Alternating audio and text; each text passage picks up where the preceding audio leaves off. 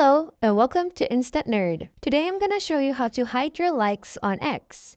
Go to your profile and go to your like section.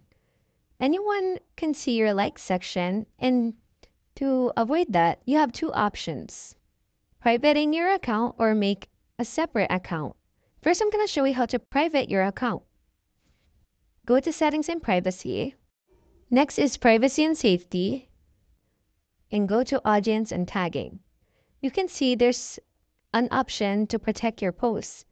You're gonna go ahead and enable that. And there, your account is now private. And to make a separate account, you're gonna go here to the three dots beside your profile icon. And there's an option saying create a new account. You're gonna go ahead and press that and follow the instructions. And there, that's it. Thank you so much for watching. Don't forget to like and subscribe for more tutorials.